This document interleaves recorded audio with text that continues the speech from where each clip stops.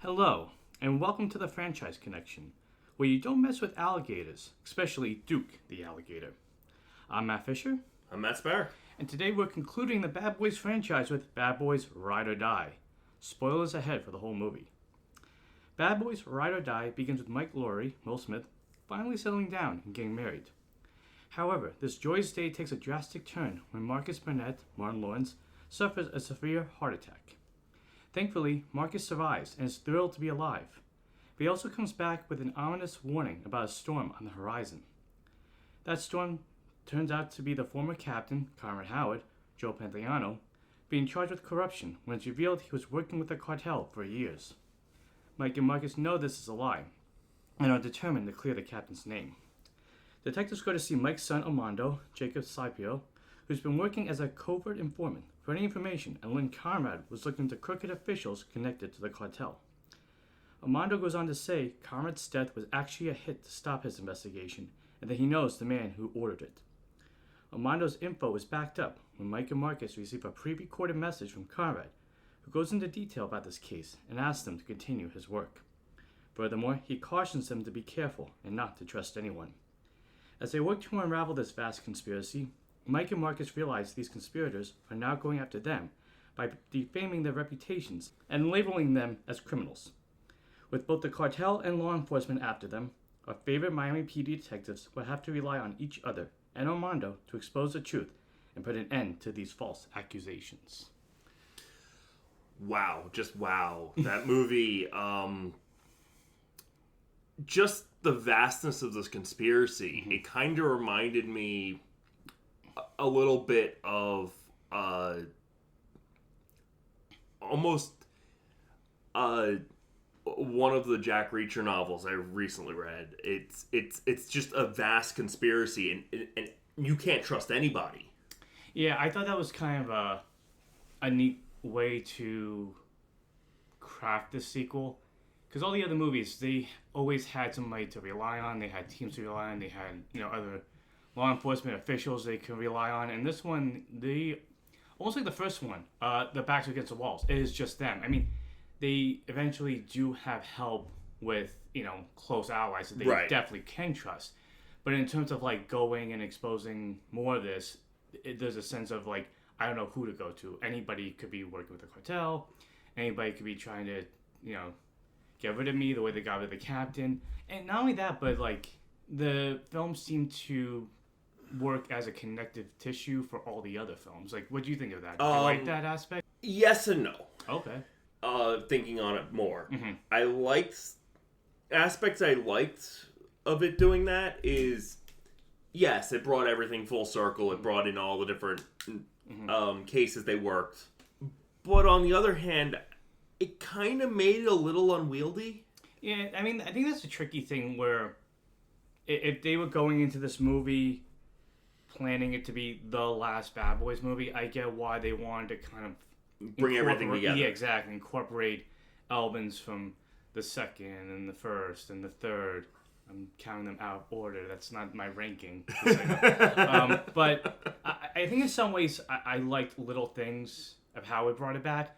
Like how Conrad, the captain, was saying how the coke from the first movie kind of led to this his I'll call it off the books investigation. Right. How he hid the files in the Haitian compound, or from the second movie.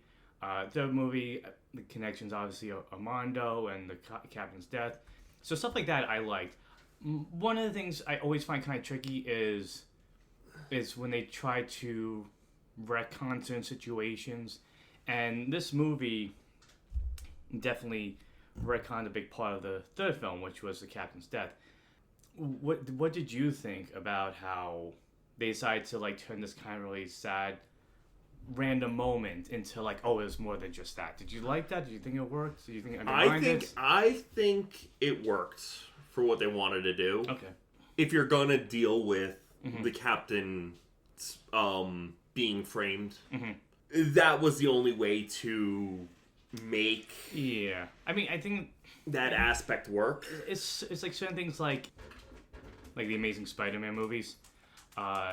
you changed it so that way. Hi, Brandy. We got Matt's brother's dog here. You make Peter Parker's parents' death somewhat mean more, whereas this tragedy is just part of his defining character. And I think in this movie, it kind of works, and I feel like it works for the story they want to tell. But at the other hand, it's also like, so Armando in the third movie wasn't working by himself. He had extra orders in addition to the orders he had. Well, I feel like I give that because his mom was the one giving the orders. Yeah, but she wasn't the top of the cartel. Okay, so and we'll get into more of this character that we're talking about later. So at least that was what I saw. So it's almost like, while you're doing this, you might as well do this too. Right. Okay. I mean, yeah, I guess that works. But I mean, it takes. I don't know. I don't think it takes away. It just kind of, it's the catalyst that you need for this movie to even happen. And yeah. So on one hand, I feel like it kind of takes away from the sadness of that moment. On the other hand, it does work to make the sequel and connect it to the movie a little bit more than you would have expected. I mean, on the plus side, we get more Joe Pantoliano, which I'm always happy to see. He is one of the defining elements of this franchise. Without him, and they make another one, I don't think the Captain's going to make a spiritual appearance like he does in this movie. But just to get a little bit more of him, and even in a more, it's kind of funny because in this movie he's very, I mean, he's a spirit. He's in the afterlife, so he's much calmer. He's not screaming. So I guess that actually as character development. But yeah, no, I'm really impressed with a fourth movie in a series, especially one that is much later after the series began, can still be so good. It's always so much fun. And this conspiracy angle just kind of helped to focus the film on Marcus and Mike in a balanced way, whereas like the last movie was definitely Mike's movie. Right. This one felt like it was the two of them working together. And still, 4 movies on, Smith and Lawrence, they just keep working so good together. So they still like can bounce off each other, joke with each other. Yeah. One thing I noticed was Mike and Marcus's roles were kind of flipped. Yes, I noticed that too. Yeah. Did you like that? Yeah, it definitely worked. I mean, it was also like as soon as Mike had something to lose, he was like panicking. And this, I noticed that too. And I mean, you can keep going. And Marcus, after he got a new lease on life, he's like, I'm invincible. I'm gonna go out and be outgoing and. Yeah, it is so interesting to see Mike as the responsible one in this movie. To be like, hey, you can't do it. There's a scene where Marcus just randomly starts moonwalking in the middle of traffic. Through traffic. Because he thinks he's invulnerable and he won't get hurt. And Mike's trying to want to calm him down. And he's just like, don't worry, it's all good. And that was the thing too. Like, I think by this part of the franchise, you kind of need Mike to have something to lose. Like anything else, it was always a fling or it was the aftermath of the relationship. Like this one, he actually has a love of his life. He has something to care for, something that could be put in danger. He's got a son that's... Yeah, and that's the thing too. The movie definitely works to try to kind of heal some wounds between the two of them. Yeah.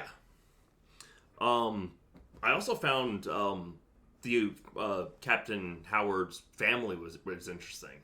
Yeah, I thought they were. Yeah, I like the actors they picked for his family. I just wish maybe they had a little bit more to do at times. I feel like the characters are a little underdeveloped. A little bit. Yeah, I mean like Judy Rhea Seehorn, who I loved in Better Call Saul. She's great, good actor. I just feel like her character is very kind of like she was tacked on. I mean, the character was tacked on and very, the focus was very narrow, where she's just like, she wants to go... She wants to capture Armando. She wants to capture Armando, but she holds such a grudge against Mike because she more or less blames him for her father's death, because Armando was going after him, the dad stepped in front. I mean, now we know...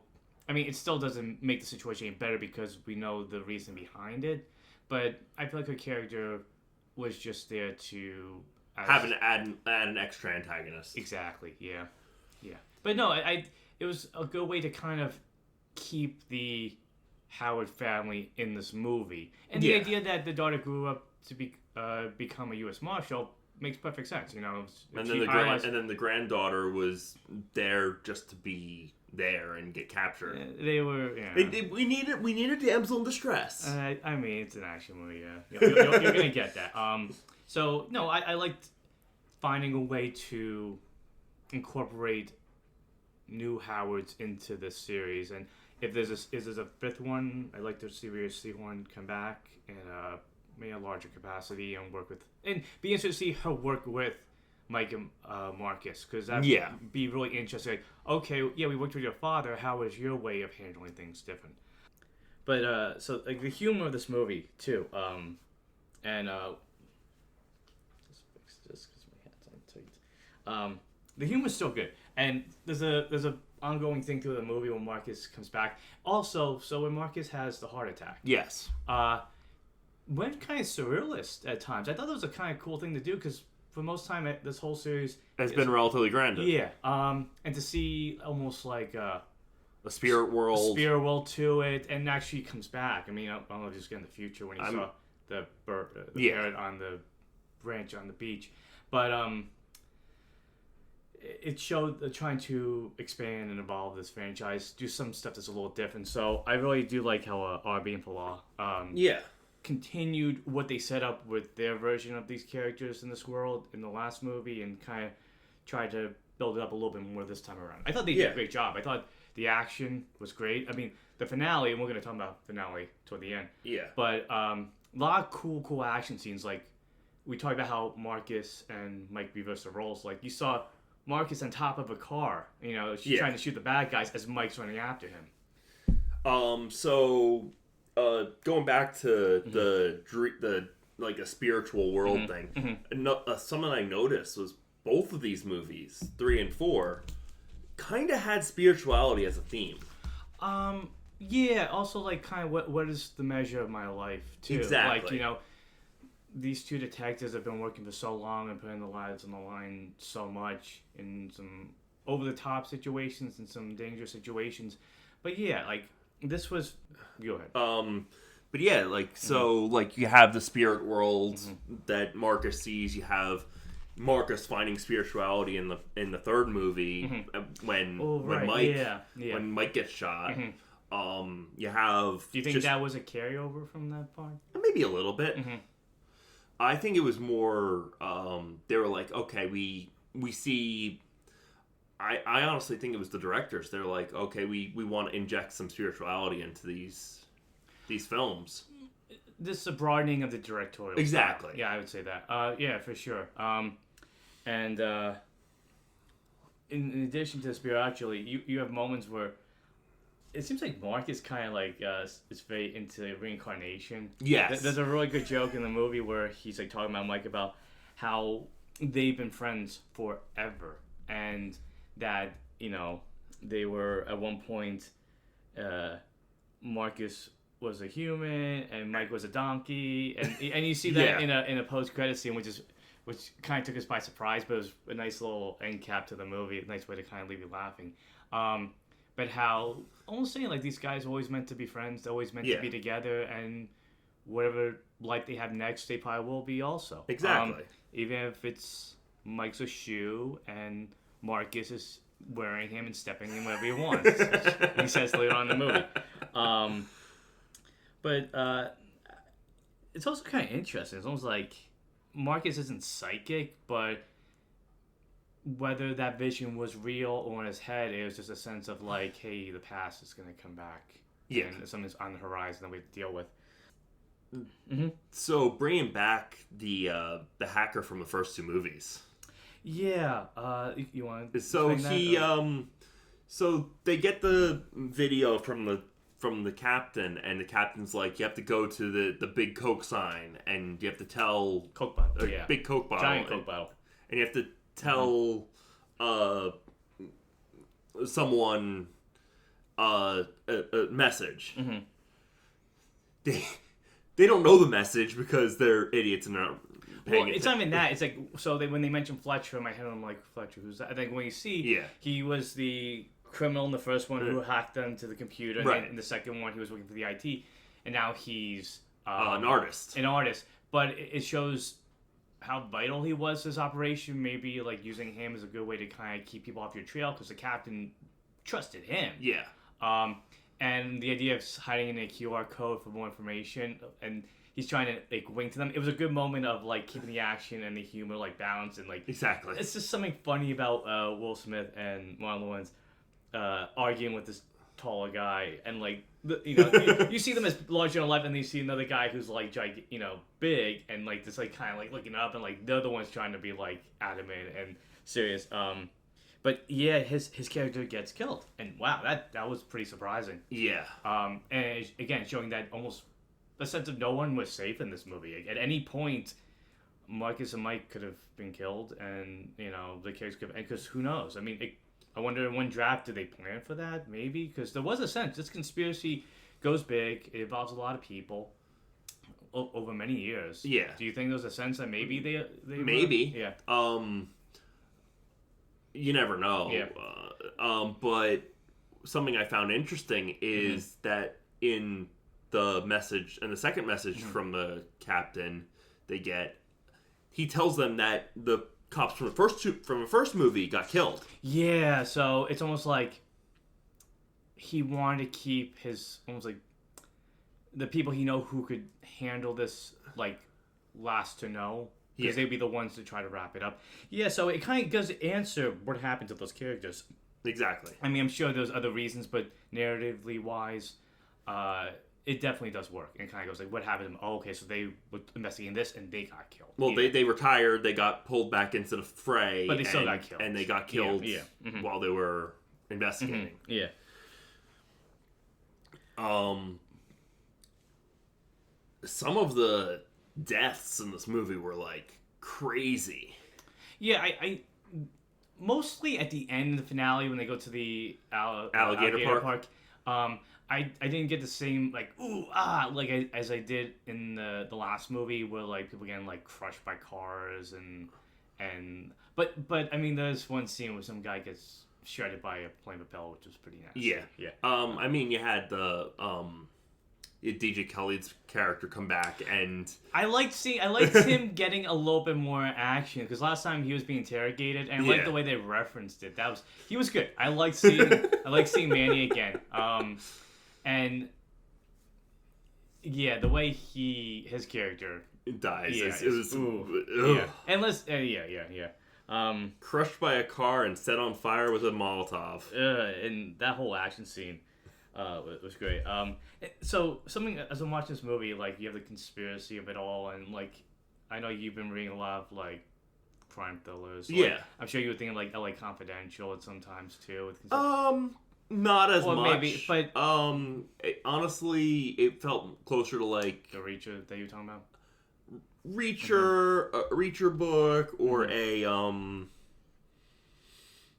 or one of the Bosch books. Where they're investigating something, and then one thing leads to, this thing's bigger and even more involved. And then the more, so it's like the more involved a conspiracy is, the less people you can really bring into it. Right. That also helps, I think, narrow the focus to keep you invested in the characters you're watching. I was actually thinking, because they have law enforcement, not only Miami PD, but it's the FBI and the cartels at them. It made me think of the Warriors. Like, this movie felt like that. And so, like, when they're on the run and they have everybody chasing them and zeroing on them, it kind of made me think of that. And I thought that the scene with DJ Khaled was saying like that, like, all the gangs kind of going after them, it made me think of something like that. So it definitely kind of propelled the action when I saw it that way. And speaking of the action, like, I mentioned before, but, like, in more detail, like, a lot of cool set pieces in this movie. Did you like the art gallery fight? I thought that was great. That was a fun fight, and with great musical choices. So in the scene, the people behind this conspiracy and connected to these crypt officials are attacking Marcus and Mike, and it's almost like Marcus needs sugar to get power to fight, and it doesn't help. But I liked how, like, as the action's going on, like, again, the series is known for, like, balancing action and comedy, and this movie does it well, and this scene does it very well. And I just like seeing, like, these...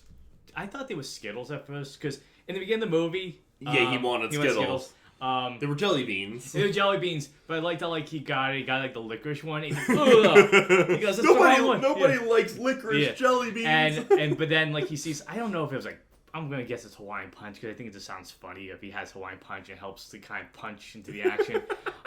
But he's drinking this like fruit punch juice, and Barry White's singing in the background, kind of like he's in love in this one, because after his heart attack, he's been denied, like, his wife's like, no sugar, no salt, no none of this. So, like, this is him kind of, like, enjoying himself. Yeah. And almost kind of like, after the last movie, kind of like, yeah, I kind of did miss this a little bit. I don't know, is there a sense you feel like that Marcus kind of missed... I know he has a new lease on life, but I think between that and just kind of, like, having more to do, like, he's kind of... That's maybe why the song and the fun of it is... Maybe enjoy the moment a little more. And then Mike, and I'll talk about that afterwards. Mike, Marcus was enjoying life, and he was... And Mike is stressing about it. And Mike was stressing out, but to be fair, he has a lot to lose. I thought it was kind of interesting, too, to see Mike vulnerable this time around. Like, we've seen him feel defeated in the other movies, but this is the first time he was diagnosed with a panic attack, and he's like, no, I don't have that. And we see that come back later on in the finale, where Marcus has to slap him out of it. And again, a reversal of roles. Usually it's Mike trying to get Marcus out of a funk. Right. And this time it's Marcus trying to get Mike out of one. Yeah. Sorry. My only thing was, so Mike gets married, and you find out that he married his physical therapist. When we were talking about, like, Captain Howard's family, does it feel like the marriage was just there to kind of, like, be there? It was there to give him a sense of someone to lose. It was someone to lose and have him do stuff. She was barely in the movie, so you can't really blame her. No, I'm not that. I just kind of wish she felt more, like, involved in the story. We felt the fear that Mike was feeling. Right. And we do, especially when Mike feels vulnerable, but I just kind of wish, if this is the woman that made him settle down and kind of turned his life around a little bit, I wish we got to see a little bit more of her. Maybe in the first draft there was, and it's a case of, you know... They cut it down to just under 2 hours, so... But regardless, if they make a fifth one, I hope to see more of her in a relationship with Mike, just beyond just the wedding and her getting captured. Yeah. But that was, like, one of my nitpicks with the film, really. So Michael Bay showed up again. I want that to be a recurring thing. I noticed that. Yeah. So in all. Well, he didn't appear in the first movie. No, but in every movie past the first movie, he's shown up. Yeah. As just a random person. But I like it. Kind of makes it's weird to say, like, this is like a Stan Lee cameo for the Bad Boys movies. Yeah. And so it's just kind of like a nice surprise. Oh, there he is again, and it shows, like, maybe his enjoyment of the series. It's just like, yeah, even if it's just one quick scene, he's willing to show up again. Yeah. But I want to say too. I know we jump around a lot, but there's a lot on our minds with this movie. With the action too, you had the fun action moments, like in I call Willy Wonka's fight scene, because you got the candy, you got the Technicolor, you know. But then you have a scene where, well, two things. One, so Armando, you know, he's supplying information to Mike, and we got that in the post-credit scene in the last movie, and I'm happy they followed through on that. And it made sense, like, oh, if we know Karma wasn't working with the cartel, this is a lie. Well, who do we know who has worked? Oh, we'll go to Armando. He can supply information, and you get a sense, like, he's trying to reduce his time. He is working, trying to redeem himself, you know, and we also get the sense of when Armando's in danger. Yeah. So that fight scene, the prison, that was a scene that I was like wincing at because he's hitting people with like barbell with the big ass weights. Yeah, and it almost made me think of John Walker from Falcon and Winter Soldier because he was holding him over his head, but that scene felt like the closest to like almost like Michael Bay stepped in at that moment to film it because that looked like a scene from one of the Michael Bay movies. It was quick, it was fast, it was heated, and it was just. It also showed how, like in the other movie, equipped Armando is with anything. Like he in any situation he can find a way to defend himself, and he does for sure. And that leads to them saying like, "Hey, Armando's life's in danger. We have to move him somewhere else." And the helicopter scene. What do you think about that? That was harrowing. That was a really good action scene. that was like kind of that could compete with like the Fast and Furious moments. The only one. But it was like it was crazy. The pilots killed. They're being framed, and the bad guys are on the plane with them. The bad guys are on the plane with them using their guns. Yeah, and not only that, Armando, because he's being transported, he's locked up in a cage, and both Marcus and Mike are trying to hold on to this without getting thrown off the plane, and there's a lot going on. There's a lot of action. You really don't know what's going on. Bullets are creating holes in the window, the plane's spinning around, and there's like a sense of like how these guys are gonna get out. Like, it's a movie, so they survive. But that whole action scene was just like it was making you hold your breath. It's like, what's gonna go on? Who's gonna get hurt this time around? And that leads to later on like some funny moments with them. I like that they had to rely on Armando for a while. Like, they became fugitives after they were accused of freeing Armando. And which again leads into Judy's character of getting even more mad at Mike and more determined to get Armando. But like so the scenes where they're on the run and Marcus is trying to like act as therapist between Mike and Armando. Like, did you enjoy those moments? It was fun. It was silly. They were good kind of like moments of levity to kind of calm you down in between the big action moments. Right. And it was interesting to like see Mike kind of like see who Armando is in a different perspective this movie. Like, who is this guy? He's showing them like, hey, do this, do that. Like, there's a part where they have to get new clothes. And that led to a funny scene with the face-to-face with these two guys. And like, you stole our clothes. And Mark is like, I did not. And Mike says, look at your shirt. And the shirt says, purebred white boy on it. And these are my clothes from my black closet. And Mike has a Reba McEntire shirt. And they're trying to prove, like, if this is your clothes, sing a Reba song. And that was like... I know we saw like so much in the trailer, but it's still funny when you see in the movie. If anything, it's even better, like it usually is. Yeah. But just seeing the two of them try to like come up with a fake Reba McEntire song was just so funny, and again adds to the comedic skills. Like on the spot, I have to imagine how much of that was improv. Yeah.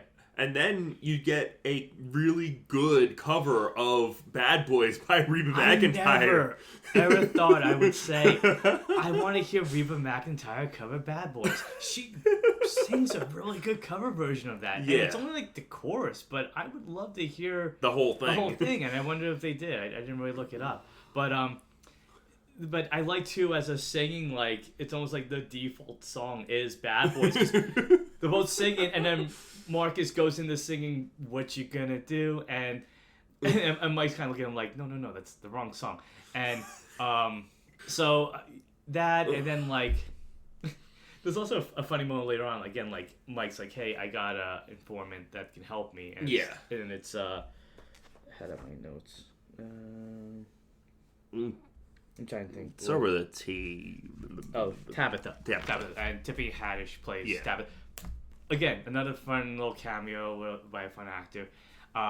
And again, this leaves me thinking of the Warriors because you have each different, like... all the different gangs. All the gangs and factions, like, and each one feels so different than the other one. But that she sells him out. But before that, Marcus is trying to negotiate a deal because she wants... a sexual favor from Mike, and Mark's is like, okay, well, how about we do this? And Mike's like, I am not doing that. And then Amanda's just in the background, just kind of like, okay, this is weird. And then she starts hitting on him. Yeah. But I like the way after they may lose everything, and the fugitives, how they go on the run and how they kind of find a way out of it, and they do. And they do, thanks to their friends at Ammo. Yes. -1. One of the officers isn't around in this one. I think who was it? Rafe. Yeah. I'm sure maybe he's in the background somewhere, but in the story. But we get to see Dorn and Kelly, and I like seeing those characters back because I had so much fun on this journey with them last time that I was kind of hoping to see them back. And we do see them. We see Rita back too.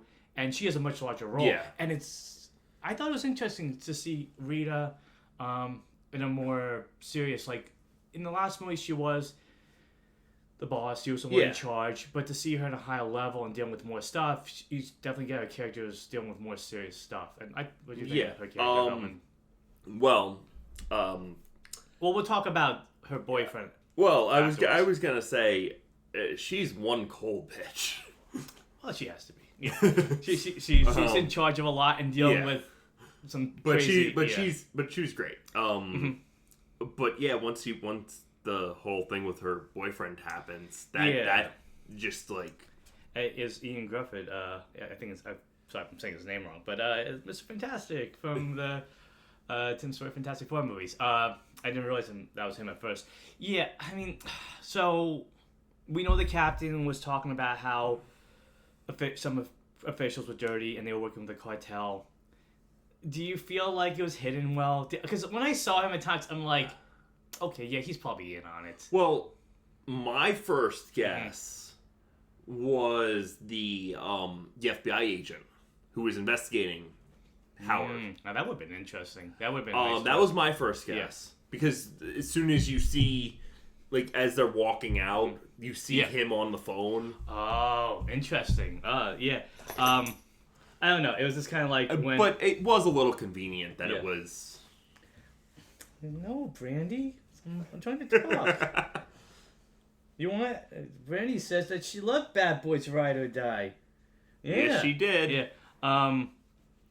Yeah. I mean, I like Grufford. Was it Grufford or Gruffold? I forget. That was his name. I apologize. It's okay. But I liked him, and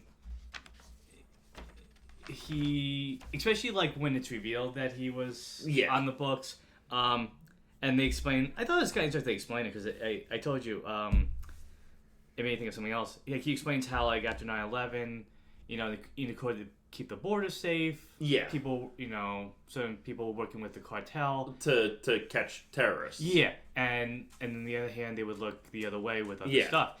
So it made me think of back in World War II, like the government worked with the mob to protect the borders. Yeah. And so it does kind of like fit into a historical context. I mean, I know it's deep for Bad Boys Ride or Die, but it does. I mean, the government always had a history of doing stuff like that. Yeah, but I mean, even post World War II, we worked with Nazis to fund our science. Yeah, the Operation. Yeah, Operation Paperclip. Yeah, but it does that context added to the conspiracy of like why people were working this way and how it got out of hand. So it does kind of fit nicely into the conspiracy angle of it all. The main villain was really, really intimidating. Yeah, so Eric Dane played the main villain of the movie. His name is James McGrath. And yeah, he kind of reminded me of the villain from the first one because they were scary and they were deadly. They didn't always feel like their character was fully developed. He definitely has much more of a backstory than the villain from the first movie. Right. But yeah, he was just calculating, cold, killing, operating however he had to. He was almost like a Terminator at times, the way that he planned everything. Like, he was a scary guy you did not want to be around. And back to my Reacher comparison, it was very much a villain that would be in a Reacher book. Like also a like, former military guy. Like, you want to explain that before? Yeah. So in Jack Reacher, No. They can explain him. The main villain is a former DEA agent, military. I think he was in the military. He was in. Well, he was working for the DEA. Well, he was also in the military. So that makes sense why he was. So he got captured by the cartels, and tortured, and gave up his squad. They got all murdered. He survived because he was like, I'm gonna turn traitor. I'm gonna work with you guys. Well, it's almost like he was like conditioned after all that torture. Yeah. Like, I have no way of getting out of this myself. There's nowhere else for me to go now. Especially after if he sells out his team, might as well work with them. And then we find out that he was involved with the villain from the last movie. Right. That he was almost like something that they he was a contractor. hired. Yeah, exactly. Yeah. But it felt very much like a villain that would be in like a Jack Reacher thing, a former military person or former someone who's like a head of a conspiracy trying to undermine the rule of law and stay one step ahead of everybody else. The way that Dane like performed was just like so scary. Like he seemed like he wouldn't hesitate to do anything to anyone, and we kind of see that. We got like a few flashbacks to his torture, and it was I mean, so he talks about, I forget what the fingernail thing. Thing. And they show it and you feel it, and like he's talking about how like, you know, after something like that you'll do whatever, you know? And it's deep. When I get deep, he lost parts of himself when the fingernails got taken out. That's me reading into it like I tend to. But yeah, and the way he snuck around was really like almost like Winter Soldiery. Like how he got on the helicopter to kill the pilots, or how he showed up in the club and killed Fletcher, or even how he showed up at the cartel's banker's house. You want to talk about that? Yeah, that opening introduction it showed how he had a plan for everything. Yeah. Like, so he goes in and he says, I need you to move this money. And the guy's like, you're not going to, I can't do that. And then he gets this banker's wife on the phone and he goes, oh, hey, here's your mistress. And she's like, who's that? And he hangs up and leaves. And then he's like, you're going to do this for us. Yeah, because they're putting the money in Captain Howard's account to make it look like he was on the books of the cartel. Yeah. And then not only does he kill the banker, he kills the banker's mistress.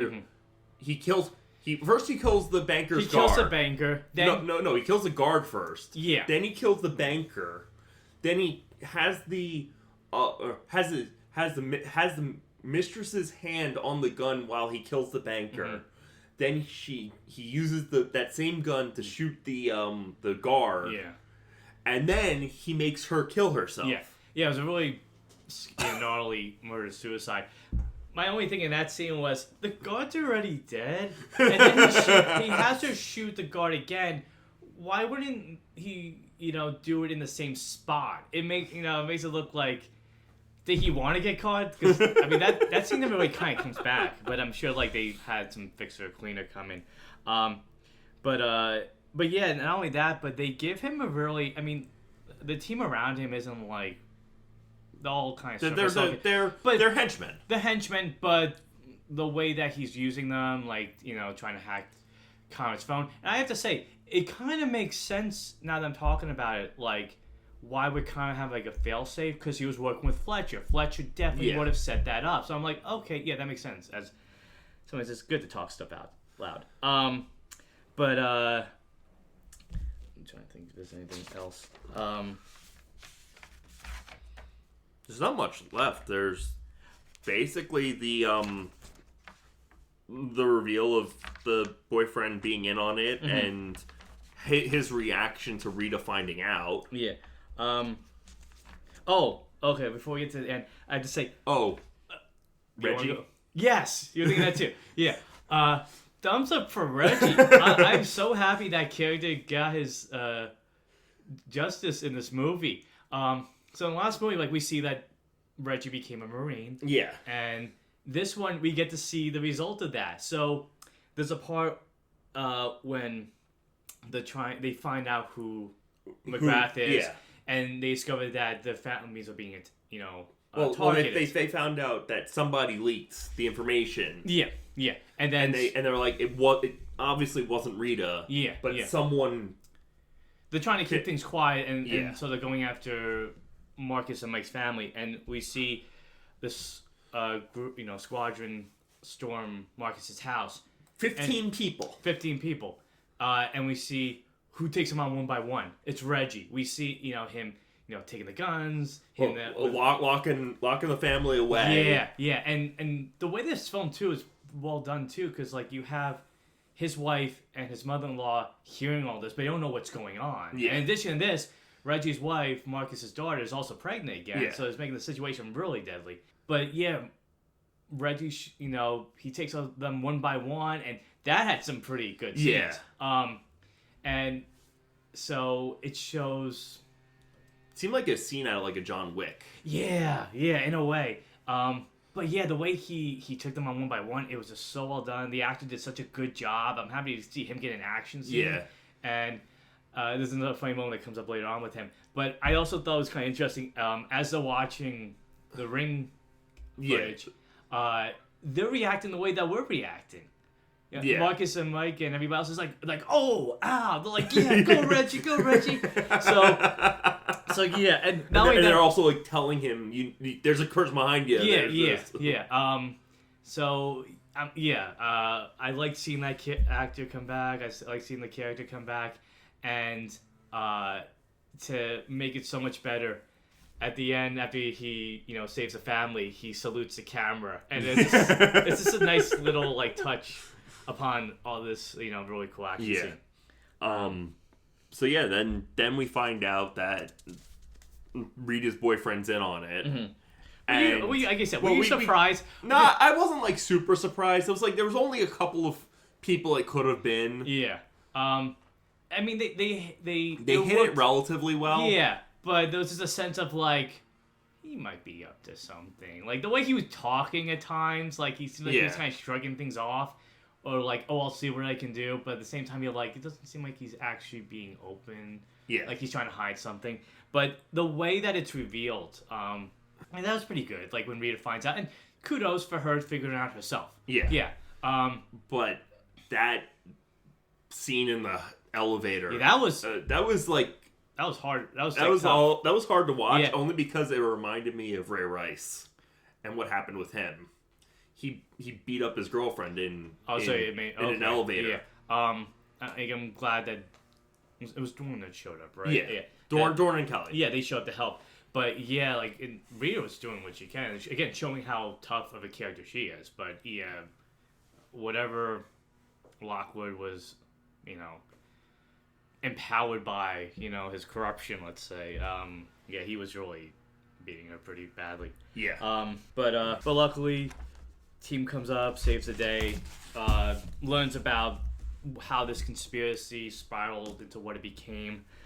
So I liked how you see Ammo kind of get reformed. Yeah. And did it make you think of the first movie? Because it made me think of the first movie. Because at the end of that one, they're like, hey guys, I can't do anything to help you.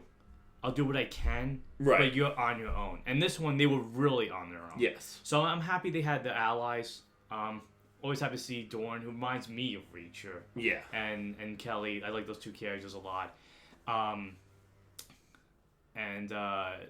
They get ready for the big finale at the end. The way they set that up too, like they're like, we're gonna have it at this abandoned. Not even that. I liked how when Locke was explaining everything that the conspiracy was doing, and Kelly's Rita is talking to him. You find out they were just doing that to get his voice. Yeah. And so they could copy it, and they could call McGrath. Yeah. And say, hey, we're going to be here. We need this. We have to get to Cuba. That was really cool. A good way to kind of trick him. And we're going to be at an abandoned amusement park, a gator amusement park. So as soon as they mentioned First of all, as soon as they mentioned alligators, I'm like, someone's getting eaten by an alligator. And then as soon as they mentioned Duke the alligator, I'm like, someone's definitely getting eaten by that one. So instead of Chekhov's gun, it's Chekhov's scaly reptile. I was happy too. They brought back the crab truck. So I don't know why I like seeing them hide out in this kind of like broken down crab truck, even though inside it's like high grade. It's just kind of like it's a part of the charm of this new set of movies. So the set piece, that was cool. It's almost like it's a good way to kind of show something we haven't seen already. You know, at the end of the first movie, it was the hangar. The end of the second movie, it was the compound in Cuba. It was the compound and the beach. And in the last one, it was this castle, hotel, out of The Shining almost. And so it actually worked too because, you know, it's in Florida. So to have like them at a gator park, it makes a lot of sense. And it also creates a lot of danger and problems for them to deal with as they're fighting. That finale was just really good. And I liked little things. So there's one moment where Dorn is operating the drones. Yeah. And he drops a grenade on the guy because of the snipers on the roof. Did that make you think of Pearl Harbor? Do you think that was a callback to Michael Bay's movie? Because the way maybe. I mean, like, I know, like, you can copy scenes and actions, but maybe it was. It felt like it could be. One of the better Bay movies. It's one I haven't seen, actually.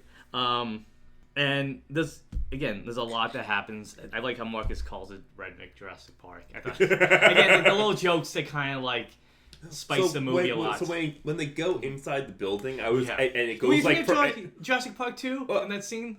A little bit, but I was like, as soon as it went like first person, and then I'm like, this feels like a video game. I wrote that down in my notes. I have video game aesthetic, style, and one take. Yeah. I wrote down, it was like Call of Duty Bad Boys.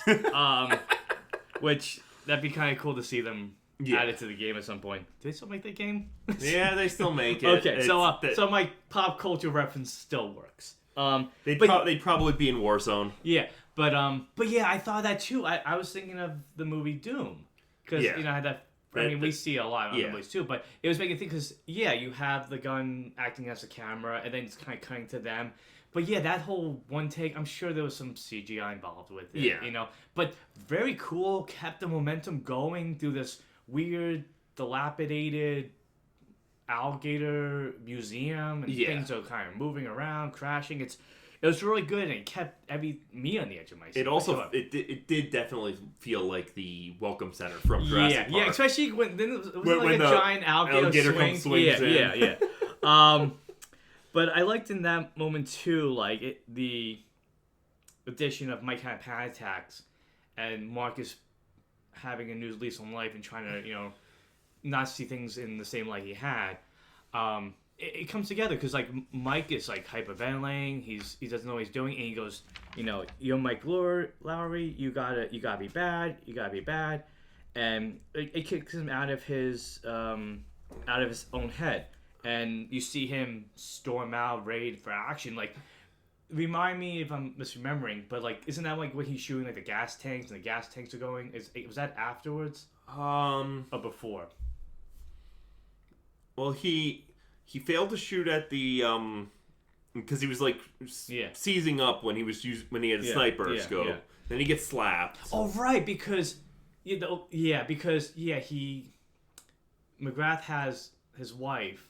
And he's like, take the shot, you can do it, but he keeps holding back because this is the first time he has something to lose in this situation. Yeah. Like, you look at the second movie and you had Marcus's sister, but she was able to hold her own. She was a DEA agent too, I think. Yes. Yeah. And but this is a civilian, she's a therapist. She helps people, and just, Mike is, frozen. He can't do anything. Yeah. But yeah, to see Mike overcome that and kind of be like, I have stuff I can lose, but if I don't do anything about it, I'm gonna lose it. This way, I can at least try to save something. Yeah. But I liked how a lot of people got pretty badass moments. I liked how Rita, Lockwood, her Kurt boyfriend, Yeah. is trying to run away. Oh no, he's on the plane, right? Yeah, and she has a it wasn't. It was a rocket. It was a rocket launcher, and she shoots it to get him down, like kind of like cool, like get rid of the big weapons.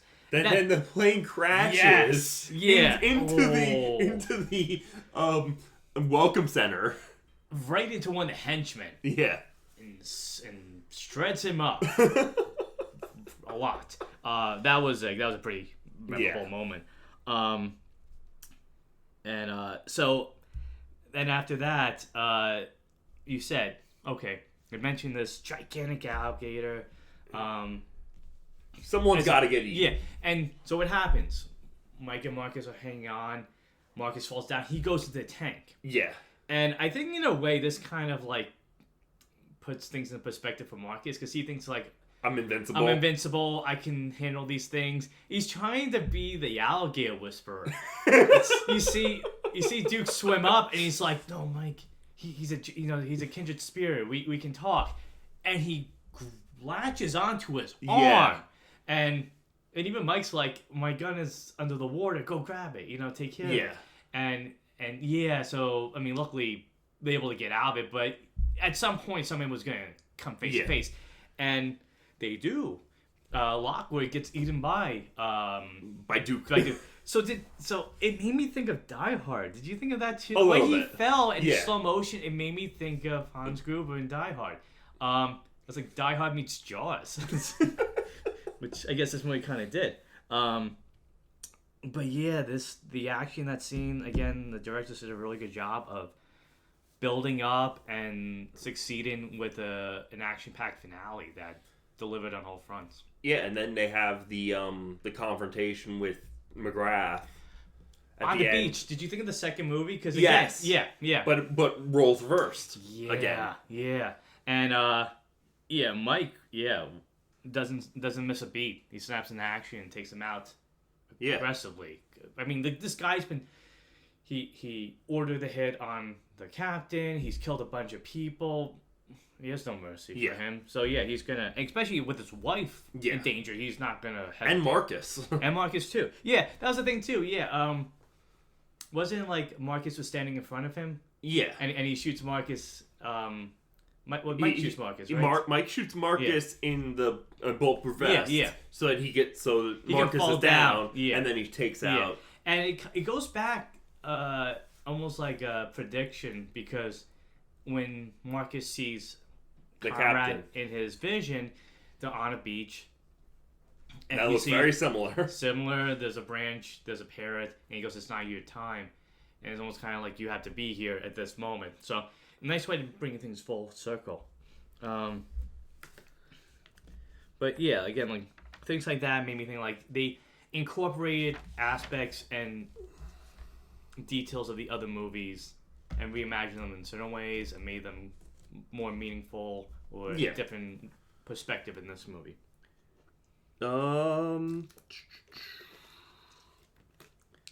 I guess. Oh, and you want to talk about Armando? Yeah. So Armando gets somewhat of redemption. Yeah. He saves Judy's daughter. Yeah. And in turn, Judy's daughter saves Armando because, like we said, Judy's character is just very one note. She's very determined to get what she wants. Well, the character itself is just that's her motivation. Yeah. And she's ready to kill Armando. She's ready to bring him in. And the daughter's like, he saved me. And it takes Mike talking to her. Yeah. It takes Mike talking to her to kind of calm her down and kind of make her like not react so quickly. Yeah. And Armando gets to, run away. He gets to run away and have a chance of maybe doing something better. And he has the backing of his dad. Yeah. Now he knows I'm not alone. There is somebody I can rely on, because his mom used him. Yeah. And this is the first time that he can actually feel like he's his own person. Exactly. Mm-hmm.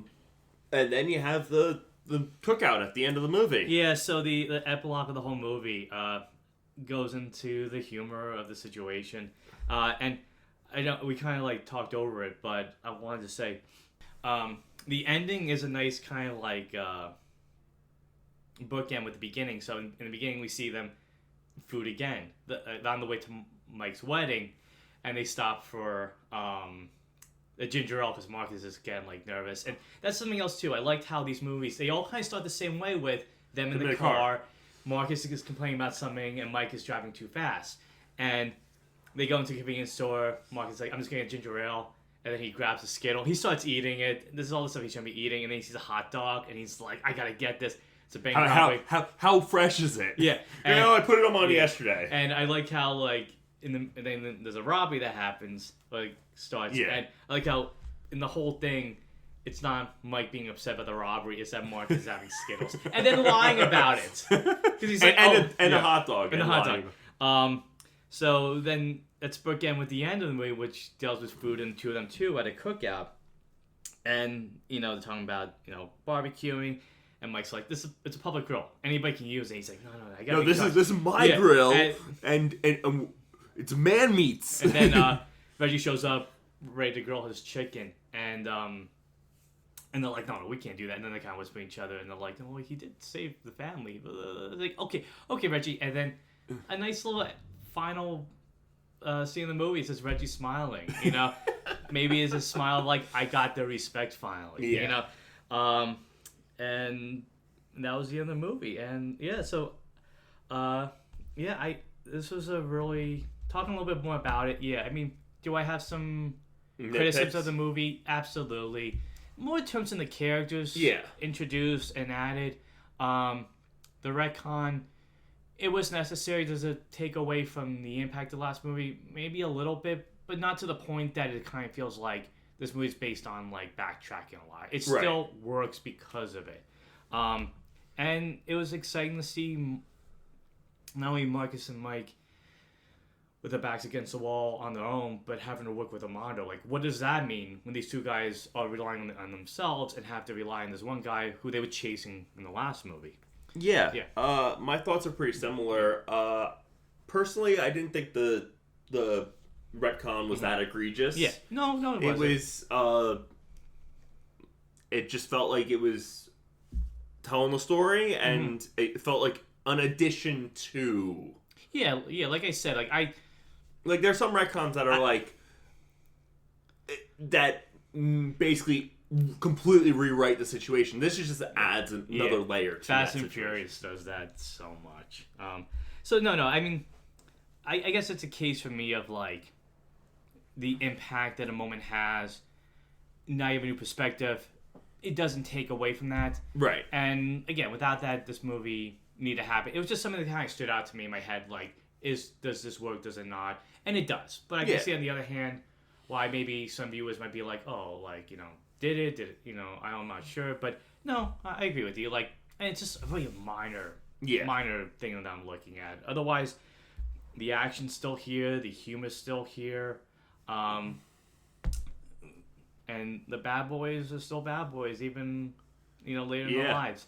So, yeah, it was a good movie. Surprised me just as much as the other one. Yeah, it's just.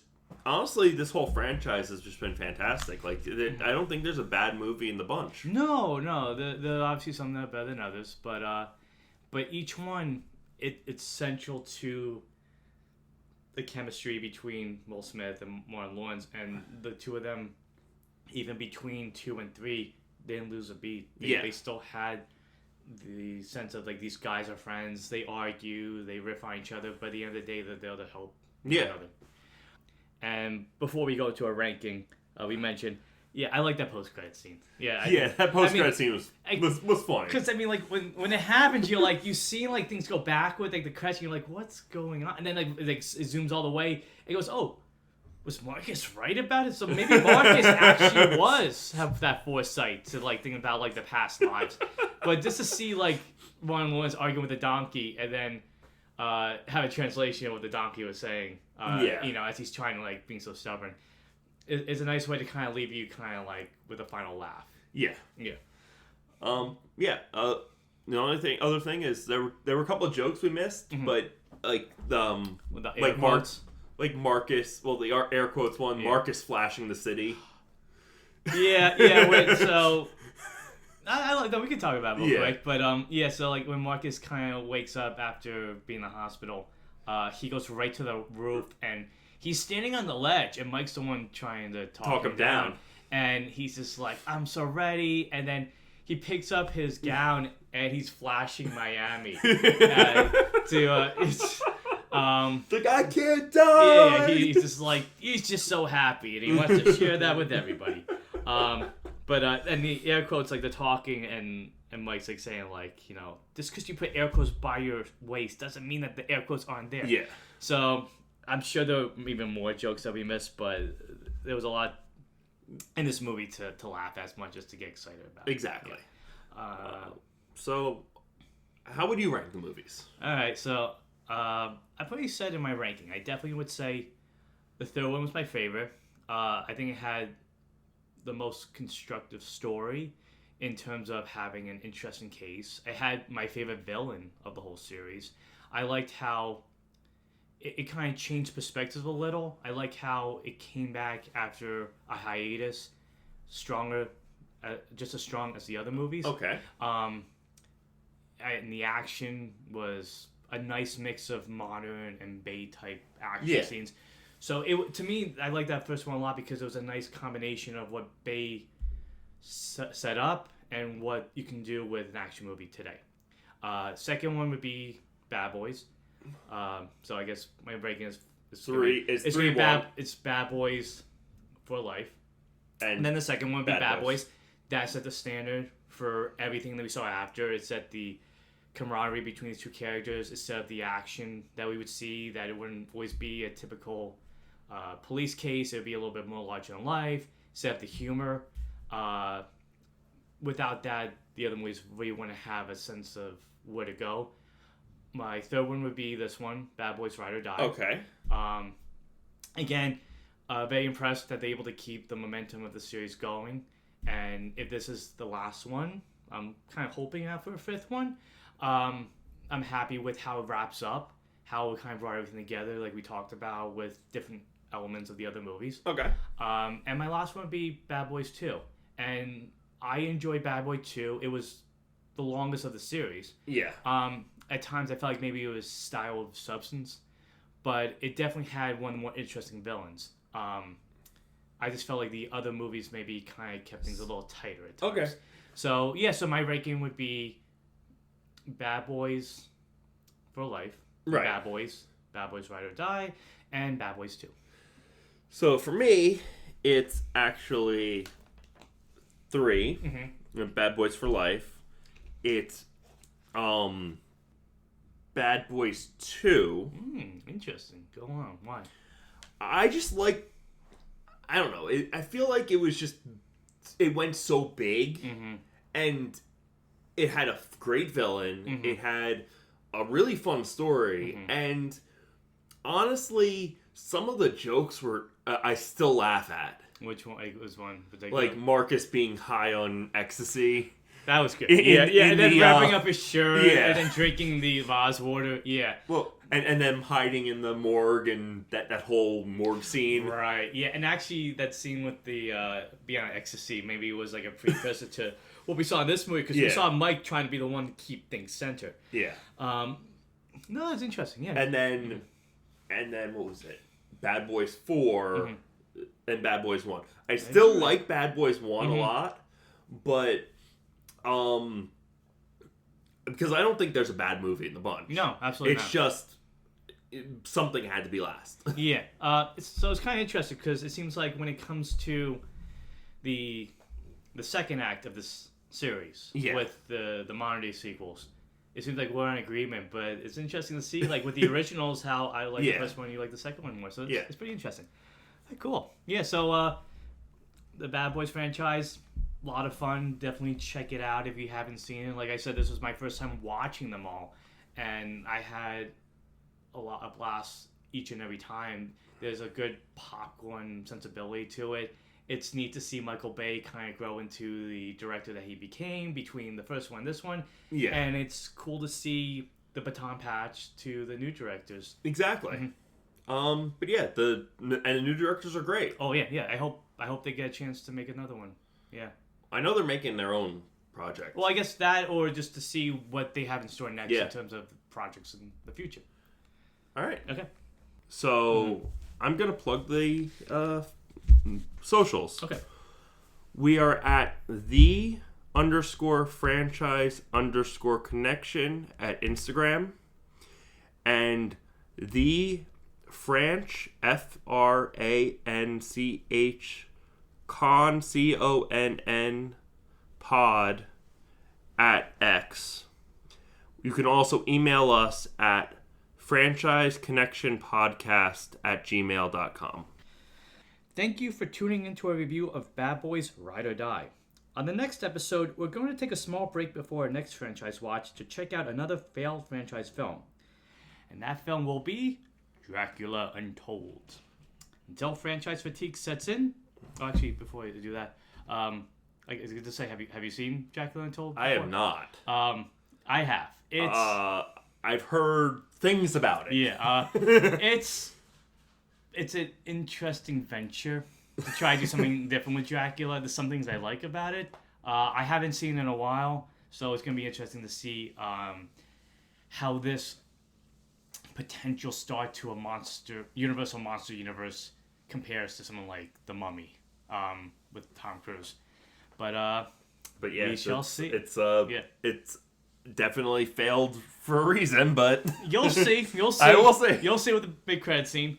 All right. All right. Until franchise fatigue sets in, I'm Matt Fisher. I'm Matt Spark. For the Franchise Connection. Bye. Bye.